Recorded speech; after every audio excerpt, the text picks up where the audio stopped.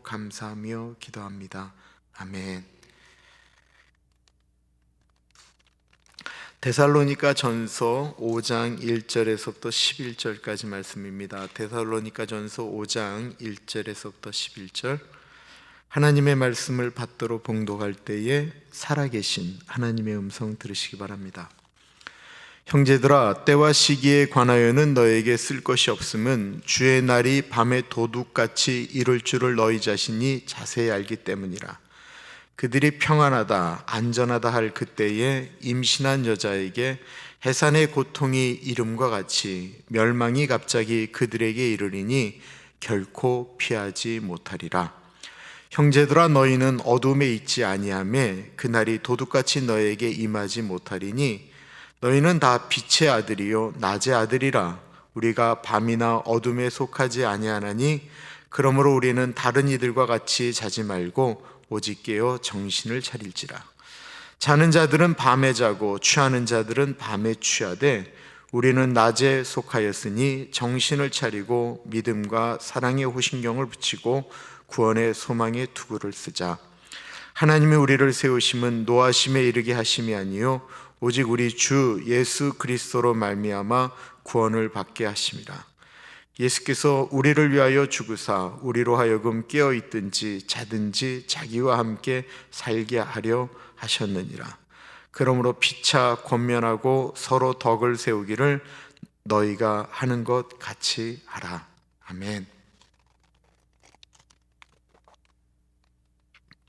중학교 2학년 때 저 경기도 포천 근처에 있는 오가리라고 하는 곳에서 여름 수련회 갔었는데요.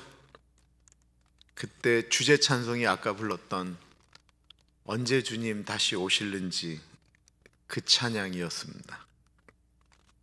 그때 전도사님이 아예 그냥 주제를 그렇게 가지고 언제 주님 오실지 모르지만 곧 오실 것이다 라고 하는 그 종말론적인 주제를 가지고 수련을 했어요. 당시 그런 주제가 우리 교회뿐만 아니라 일반적으로 한국 교회에 팽배해 있을 때였습니다. 정확히 1979년도. 왜 그랬냐면 그 당시는 동서양 공산주의와 자유민주주의의 이 대결이 첨예할 때였어요. 아주 민감할 때였고, 또한 한국 교회에 끊임없이 종말론을 들고 나왔던 분들이 성공하실 때였어요. 전도관의 박태선 또 나엄몽 장로님, 이런 용문산 구국기도원 이런 곳들이 다 이 종말론적인 것을 가지고 이야기할 때였는데, 이 종말론이 전 세계 대한민국뿐만 아니라 특히 미국에서는, 죄송하지만 돌아가신 척 스미스 목사님이 요한계시록을 가서 풀면서 나아갈 때도 거의 대체로 미국이나 한국의 신앙은 일반적으로 세대주의라고 얘기하는데 2000년을 근거로 예수님 오신다라는 것이었습니다. 아마 여러분들도 많이 그렇게 이야기를 들었을 거예요. 인류의 역사를 6000년으로 생각할 때 아담으로부터 노아 홍수까지 2000년, 노아 홍수로부터 예수님까지 2000년, 그리고 예수님으로부터 앞으로 2000년, 이렇게 세대를 구분하면서 나가는 신학 자체를 세대주의 신학이라고 이야기하는데, 그렇게 해석되어서 얘기되어지는 것들이 많았었습니다. 그러니까 막 공산주의가 하나님 없다라고 이야기하는 주의 아니에요. 그러니까 이런 것들이 팽배하고 움직일 때다 보니까 교회들이 이런 것들을 강조를 많이 했고, 정말 신앙이 강점은 무엇이냐면 신앙을 아주 단단하게 만든다라는 것이었습니다. 그리고 욕심을 내려놓게도 하였죠. 당시 많은 얘기들이 나왔어요. 공산주의의 가장 인기를 끌었던 공산당 당석이었던 고르바초프, 그분의 이 머리 이마에 있는 것을 보면서 저 사람이 666이다 라고 하는 얘기 들으셨을 거예요. 그리고 그때 갓 컴퓨터가 나오기 시작했는데 컴퓨터가 666이다. 당시 교황 중에는 가장 인기를 끌었던 분이 요한 바오로 2세셨는데 교황이 666이다. 바코드가 666이다. 지금으로부터 정확히 40년부터 20여 년 전까지 끊임없이 나왔던 책들입니다. 그때 중학교 2학년 때 그때 수련회를 가면 이렇게 큰 대형 텐트 2개를 쳤거든요. 한쪽은 남자, 한쪽은 여자. 얼마나 모기가 많아요, 그 포천에. 근데 그냥 언제 주님 오실지 모른다고 하니까 그 텐트 폴대를 붙들고 열심히 기도하고 찬양하고 그랬었습니다. 형들이 울고불고 하면서 기도하는데 저는 예수님 못 만났거든요. 근데 그때 제가 읽었던 책이 휴거라고 하는 책인데 얼마나 그 책이 무섭든지 야, 이 책을 붙들고 가면 예수님 만나겠다 싶어서 그 책 들고 하늘산에 올라가서 일주일 금식하면서 제가 방언받게 해달라고, 나도 예수님 좀 만나게 해달라고 울며불며 기도했는데 못 만났어요. 그리고는 저는 내려왔고 그리고는 교회와 멀어지기 시작했습니다. 이 종말론이 사람들을 신앙적으로 결집하는 데는 정말로 좋은데 종말론의 문제점은 사회성을 파괴한다는 것입니다. 1992년도에 다미 선교회라고 있었죠. 다가올 미래를 대비하라. 이게 다가올 미래를 대비하라 해서 다미 선교회가 만들어졌는데 그 책을 쓰신 분이 이장님 목사님이세요. 이 이장님 목사님이 그 책을 썼을 때는 대한민국이 발칵 뒤집힐 정도로 열광했습니다. 이장님 목사를 그때 그래서 한국의 대형교회라는 대형교회는 다 초청해서 부흥했었어요. 근데 이분이 어느 순간부터 92년도에 예수님 오신다라고 얘기하면서 사람들을 모으기 시작했습니다. 근데 정말 놀라운 건 기도 좀 한다라는 분들, 믿음이 있다라는 분들이 다 몰려 들어갔어요. 그리고 이분들이 진짜 기도하는데 기도할 때마다 계시를 받는 거예요. 기도할 때마다 음성이 들리는 거예요. 그게 92년이었다라는 거예요.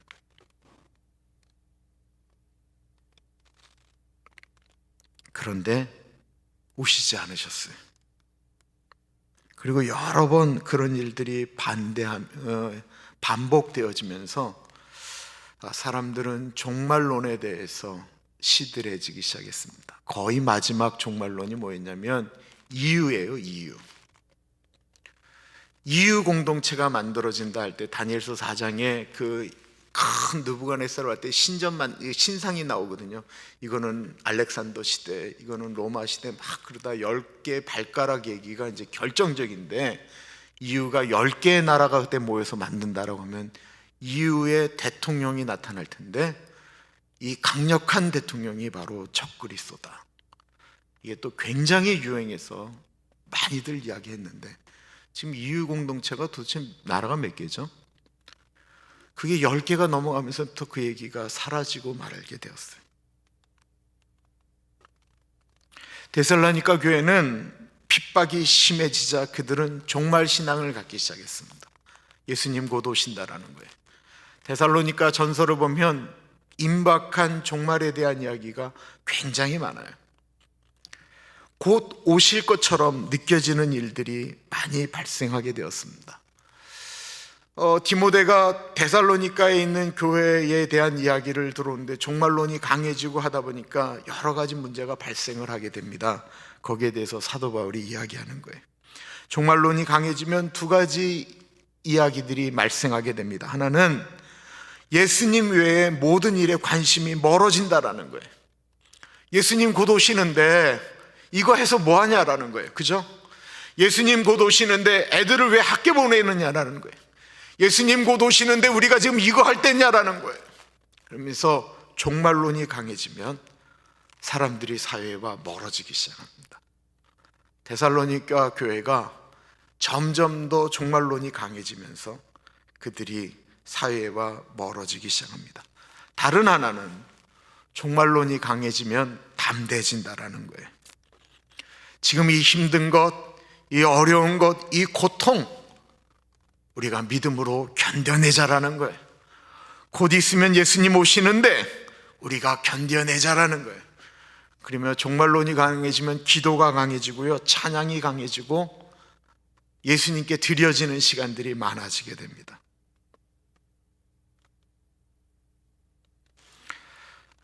이런 일들이 일어나는 데살로니가 교회에 사도 바울이 이야기하는 것이었습니다. 1절과 2절 볼까요? 형제들아, 때와 시기에 관하여는 너희에게 쓸 것이 없음은 주의 날이 밤에 도둑같이 이룰 줄을 너희 자신이 자세히 알기 때문이라. 때와 시기에 대해서는 늘 관심이 있는 거예요. 이 사람들의 관심은 늘 여기에 관심이 있으니까 이 말만 던지면 사람들이 넘어가게 돼 있어요. 언제다 라고만 이야기하면 사람들은 모이게 되어져 있어요. 예수님 하늘로 올라가실 때도 제자들이 궁금한 게 뭐였어요? 예수님 어느 때입니까? 이게 늘 관심사예요. 바울도 관심이 있었어요. 예수님 언제 오시나요? 바울도 궁금해서 열심히 기도했는데 바울이 그 얘기를 듣지 못했다라는 것입니다. 그래서 뭐라고 얘기했냐면, 때와 시기에 대해서는 내가 너에게 쓸 것이 없다라고 말했습니다. 왜 그럴까요? 이 때와 시기라고 하는 것, 이 때는 크로노스예요. 크로노스는 우리가 살면서 보내는 시간을 크로노스라고 하죠. 그리고 시기는 카이로스를 쓰고 있는데, 이 카이로스는 뭐냐면 하나님의 시간을 이야기하는 거예요. 우리가 살고 있는 이 크로노스라고 하는, 우리가 살고 있는, 우리가 늙어가는 그 시간에 하나님의 시간이 들어올지 우리가 어떻게 알겠습니까?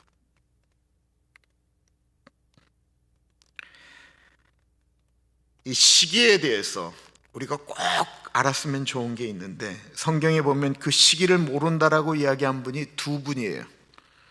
한 분이 바로 사도 바울이라는 것입니다. 신약 성경 절반을 쓰신 사도 바울이 나는 그 때에 대해서는 너에게 쓸 말이 없다라고, 아니 난 모른다라고 하고 정확히 이야기하고 있어요. 사도 바울도 알고 싶었어요. 알았으면 사람들한테 더 강력하게 말하고 싶었을 거예요. 그러나 아무리 기도해도 사도 바울이 모르겠다라는 거예요. 주님이 안 알려주셨다라는 거예요. 그래서 사도 바울이 내가 쓸 거 없다라고 얘기를 했어요. 두 번째로 모른다라고 하신 분이 누구냐면 예수님이셨습니다. 마태복음 24장입니다. 그러나 그날과 그때는 아무도 모르나니 하늘의 천사들도 아들도 모르고 오직 아버지만 아시느니라. 예수님이 모르신다라고 말씀하셨어요.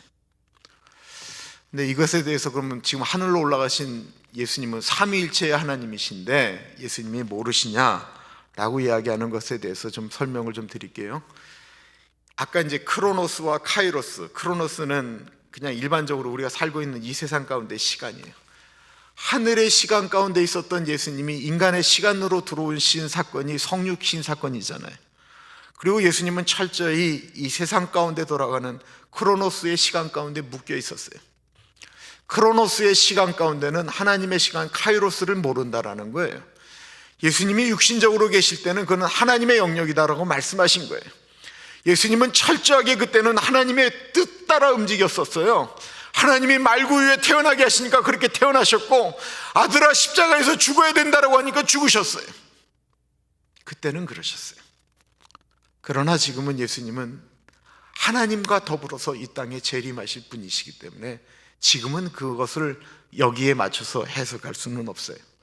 그런데 성경에 분명하게 그때를 모른다라고 정확히 말씀하고 있어요. 인간이 알 수 없다라는 거예요. 이거는 크로노스, 우리가 인간적인 시간을 갖고 있는 한 우리는 하나님의 때는 모른다라는 거예요. 아니, 성경을 믿는 그리스도인들이 성경에 그렇게 말씀했다라고 하는데도 이거를 뭐 이렇게 계산하고 기도해 보니까 이렇다라고 하는 게 왜 자꾸 넘어가는지 모르겠어요. 이렇게 기록되어 있는 것이 성경 말씀입니다. 그러나 이 말씀은 믿으셔야 됩니다. 언제 오실지는 모르지만 예고 없이 도적같이 오신다라고 말씀하고 있습니다. 도적이 나 오늘 밤에 너희 집에 훔치러 간다라고 이야기하는 도둑이 어디 있어요? 그것처럼 도둑이 우리가 생각하지 못할 때 도둑질하고 들어오는 것처럼 예수님이 이 세상을 심판하실 때 예고 없이 오신다라는 것입니다. 그러나 예수님께서 징조는 말씀하셨습니다. 마태복음 24장에 예수께서 이 땅 가운데 심판하러 오실 때에 어떤 일들이 일어날 것에 대해서는 말씀하셨어요. 그 중에 가장 특징적인 것을 말씀하실 때 노아의 때라는 것을 말씀하셨습니다. 마태복음 24장 37절에 노아의 때와 같이 인자의 임함도 그러하리라. 적어도 노아가 방주를 만들 때는 사람들이 이상한 것을 발견하지는 못했습니다. 노아가 방주를 480세에 방주 만들라는 말씀을 드렸고 600세에 비가 내렸거든요. 노아가 방주를 만들어요.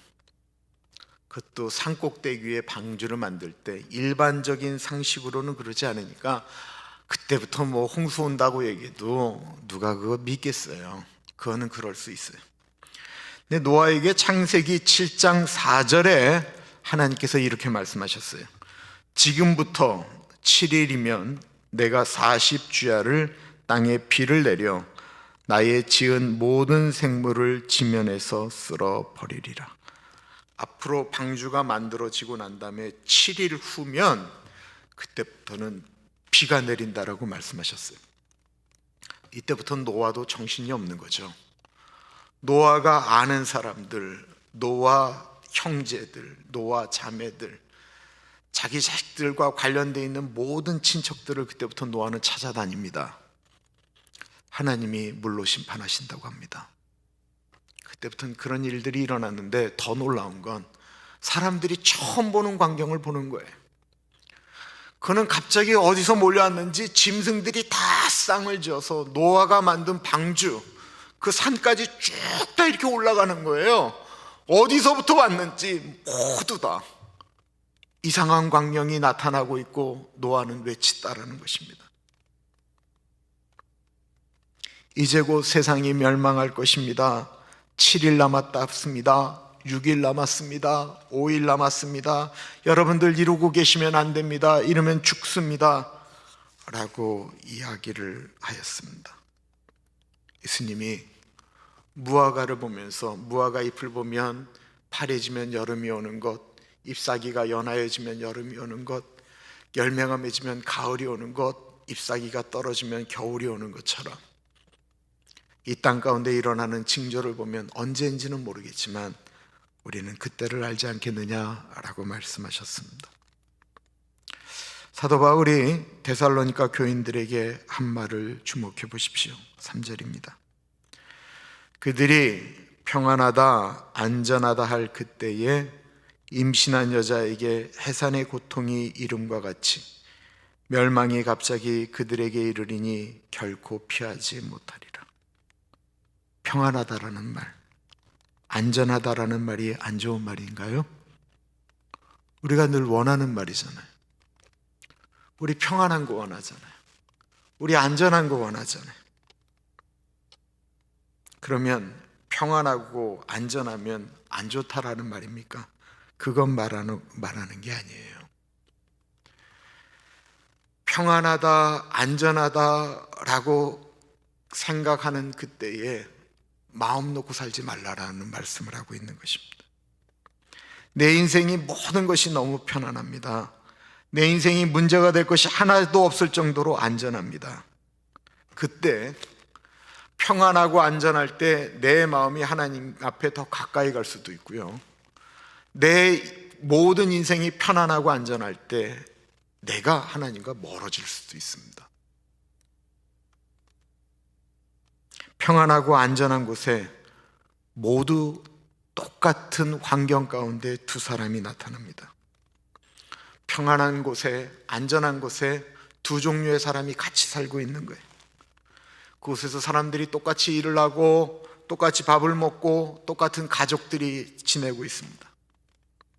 모두 다 평안하고 안전한 곳에 사람들이 살고 있는데 이들이 똑같이 교회도 다녔습니다. 그러던 어느 날입니다. 똑같이 평안하고 안전한 곳에서 똑같은 사람들이 살아가고 있는데 성경에 말하고 있는 갑자기 사람이 사라지고 마는 휴거라는 일이 발생하게 됐습니다. 그 날의 모습을 마태복음은 이렇게 이야기하고 있습니다. 그때에 두 사람이 밭에 있음에 한 사람은 데려가고 한 사람은 버려둠을 당할 것이요, 두 여자가 맷돌질을 하고 있음에 한 사람은 데려가고 한 사람은 버려둠을 당할 것이니라. 그러므로 깨어 있으라. 어느 날에 너희 주가 임할는지 너희가 알지 못함이니라. 이게 굉장히 중요한 얘기예요. 예수 믿는다라고 하는 것, 우리가 종말론적으로 살아간다라고 하는 건 산속에서 살아가는 걸 의미하는 게 아니에요. 사회를 떨어져서 살아가는 것을 아니에요. 내 마음을 일부러 불편하게 하고 불안전한 곳에서 너무 두려우니까 예수님 붙들고 살아가라고 이야기하는 게 아니에요. 우리가 살고 있는 삶의 현장 속에서,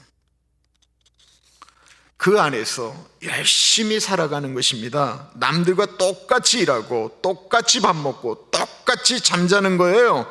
그런데 다른 것이 하나 있어요. 그것은 깨어있다라는 것입니다. 이 깨어있다라고 하는 것은 남들 잘 때 철야기도 하는 것을 의미하는 것은 아닙니다. 이 세상에 제일 많이 깨어있는 분들은 젊은이들이에요. 나이트클럽 가는 사람들, 밤에 인터넷하고 유튜브 보면서 밤을 새우는 분들이 다 깨어있죠. 그래서 이 깨어있는 것은 그것을 의미하는 것이 아닙니다. 4, 5절, 6절 볼게요. 형제들아, 너희는 어두움에 있지 아니하며 그날이 도둑같이 너에게 임하지 못하리니 너희는 다 빛의 아들이요 낮의 아들이라. 우리가 밤이나 어두움에 속하지 아니하나니 그러므로 우리는 다른 이들과 같이 자지 말고 오직 깨어 정신을 차릴지라. 여기에 대비되는 말씀은 어둠과 빛, 낮과 밤 모두 상징이죠. 어둠 속에 거한다라고 하는 것은 마음속에 주님이 없는 것을 의미하는 것입니다. 깨어있는 사람은 밝은 세상, 낮에만 사는 것이 아니고 어둠에 계셔도 빛 대신 예수님을 모시고 사는 것입니다. 왜 그러죠? 예수님을 가리켜 예수님이 빛이다라고 말씀하셨기 때문에 그렇습니다. 요한복음 8장 12절에 예수님이 말씀하십니다. 예수께서 또 말씀하여 이르시되 나는 세상의 빛이니 나를 따르는 자는 어둠에 다니지 아니하고 생명의 빛을 얻으리라.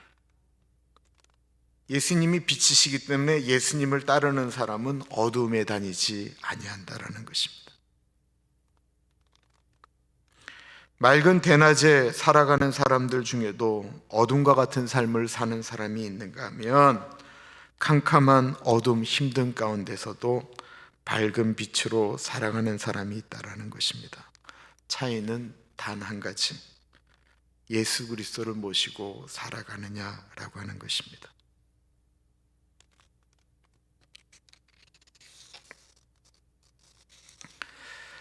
그러나 이 예수님을 모시고 살아간다라는 것이 아주 단순하게 나 예수님 믿습니다 라고 말하는 것을 의미하는 것은 아닙니다.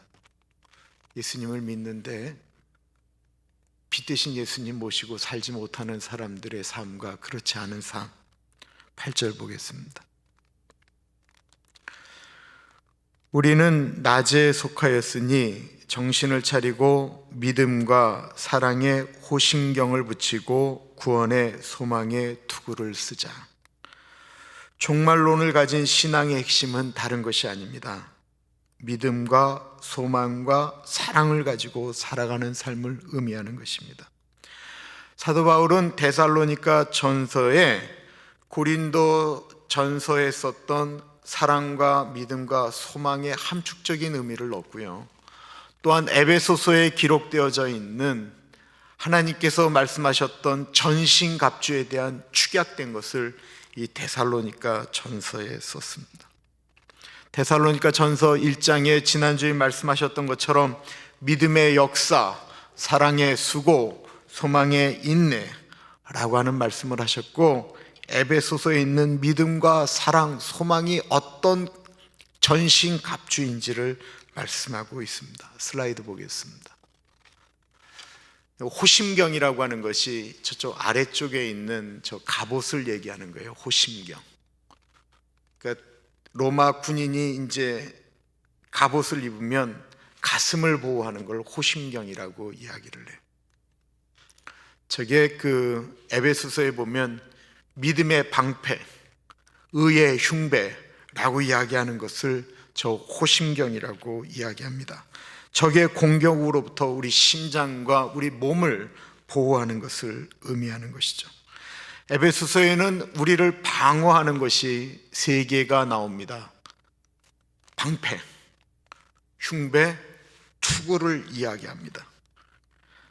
더불어 이 호심경에는 진리의 허리띠를 두른다라고 하는 에베소서에 있는 말도 들어가 있습니다.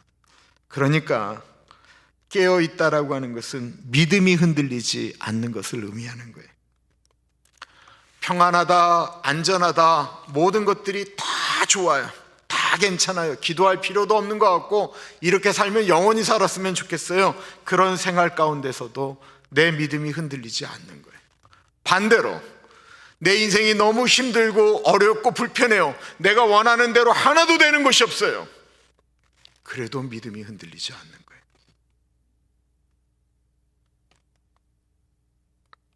그리고 가슴속에 사랑 품고 살라라는 것입니다. 예수님이 이 세상을 심판하실 때가 오기 때까지 우리가 해야 되는 일은 사랑하는 일입니다. 베드로서에 마지막 때가 가까웠으니 우리가 더 사랑해야 된다. 사랑은 허다한 죄를 덮느니라.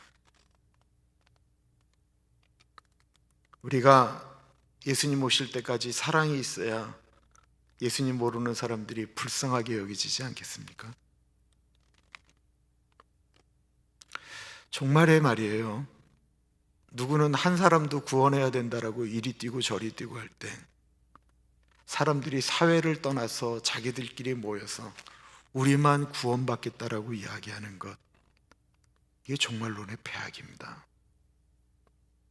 정말로 종말이 가까웠다고 이야기하면 더 세상 속으로 나아가야죠. 왜 숨어요?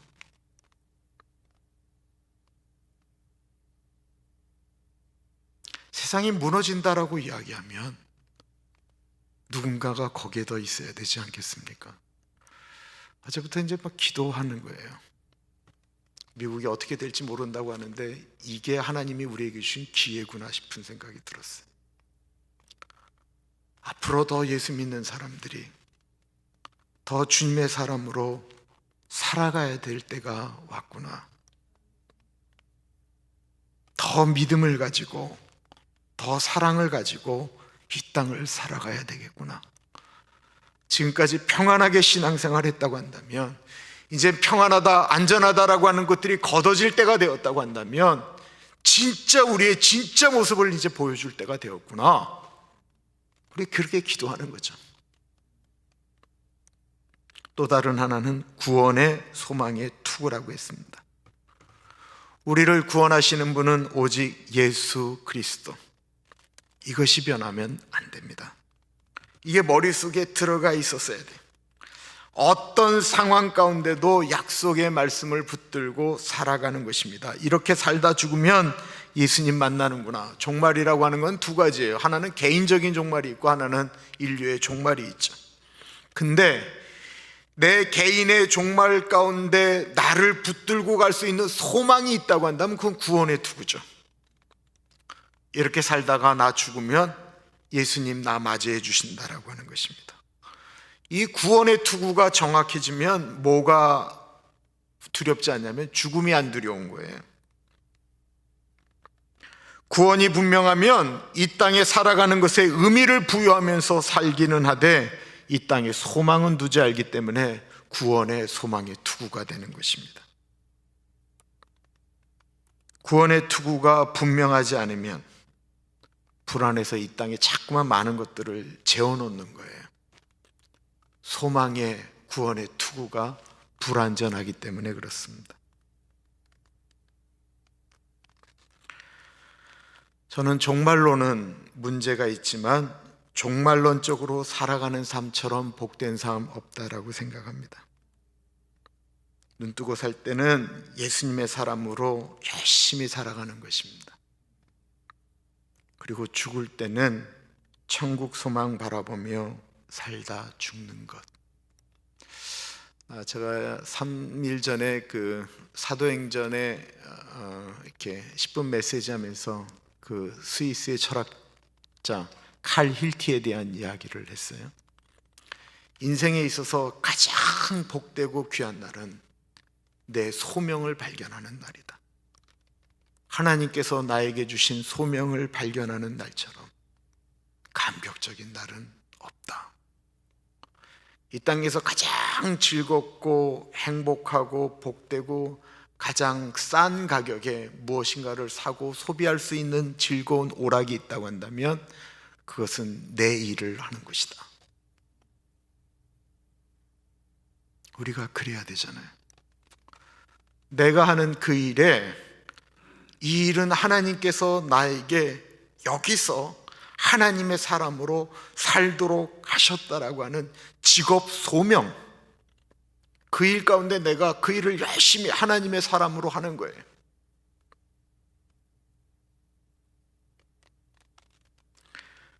우리 모두에게 한 번 주어진 삶인데 누구는 열심히 밤에 속하여 못된 짓하고 혹은 자신만을 위해 살다가 죽는 사람과 열심히 일하며 사는데 하나님이 나에게 이 일은 허락하셨다, 이곳에서 나로 하나님의 아들과 딸로 복된 삶, 다른 사람들에게 복 주는 삶 살다가 죽게 하셨다라고 이야기하며 살아가는 것. 다시 말씀드리지만 예수를 믿는 사람이건 안 믿는 사람이건 이 세상에서 우리는 다 똑같이 삽니다. 똑같이 밥 먹고 똑같이 잠자고 똑같이 일하고 다 똑같아요.